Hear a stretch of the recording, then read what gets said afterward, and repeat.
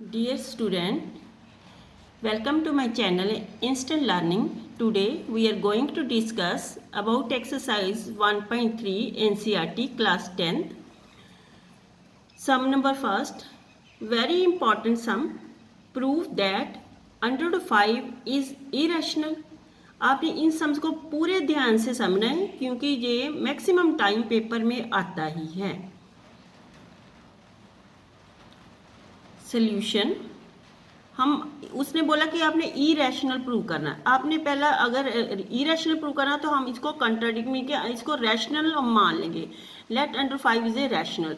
हम बताएंगे कि हमने माना है रैशनल, क्यों नहीं रैशनल. अगर रैशनल नहीं आएगा हमारा आंसर तो हम बोलेंगे कि हमने प्रूव कर दिया कि इरेशनल. हमने इसको इरेशनल की बजाय रैशनल आपने लेट कर लिया. Let under 5 is a rational number. तो रैशनल नंबर आपको पता ही है कि पी अपॉन क्यू की फॉर्म में होते हैं.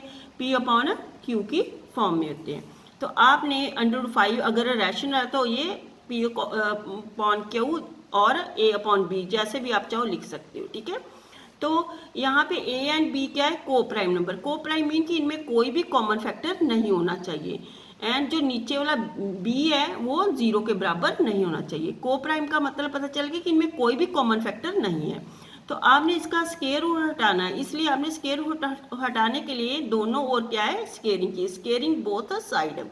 तो स्क्वेयरिंग करने से यहाँ पे स्क्वायर आ गया, यहाँ पे भी आ गया और स्क्वायर से स्क्वायर रूट कैंसिल हो चुका है. ठीक है.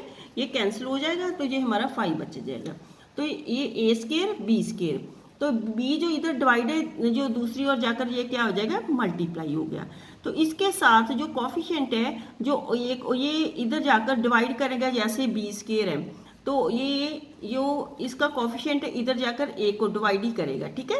ये डिवाइड करेगा तो सीधे पर चलेगा ये दूसरी ओर जाकर डिवाइड है. अगर 5 जो ए स्क्वायर को डिवाइड करा है तो इट मीन के ये ए को भी जरूर डिवाइड करेगा. तो अब नेक्स्ट आपने अब इस ए को ना आपने ये तो बता दिया है कि 5 ये ए का कॉमन फैक्टर है. हम ये बताना चाहते हैं कि अब 5 जो बी का भी फैक्टर होता है.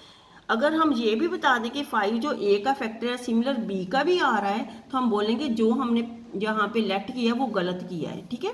तो हम अब ए को जो 5c यहाँ पे ए को 5c यहाँ पे फिल कर देंगे. ए को 5c वैल्यू फिल कर. मान लो कि यहाँ पे रूट 2 दिया है तो हम 2c फिल करेंगे. अगर रूट 3 दिया है तो हम ए को 3c फिल करेंगे.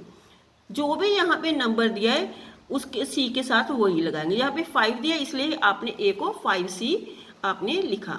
ठीक है. तो आपने ए की वैल्यू 5c यहाँ पे 1 नंबर में पुट कर दी. यहाँ पे 1 नंबर पे पुट कर दी. ये आ गया.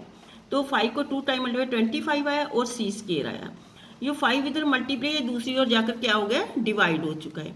तो ये 5 जो है सी के साथ क्या है? मल्टीप्लाई है. अगर ये दूसरी ओर जाएगा तो ये बी को डिवाइड कर देगा क्योंकि इधर मल्टीप्लाई दूसरे.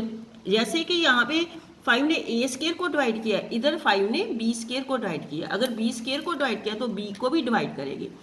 इट मीन के 5 जो है कॉमन फैक्टर ए और बी, क्योंकि 5 जो ए और बी दोनों को डिवाइड कर रहा है ऊपर हमने बता दिया है. तो ऊपर सबसे ऊपर हमने लिखा था कि तो अब आपने ऊपर मैंने बताया था कि a and b are coprime. A and b are coprime ऊपर बताया था.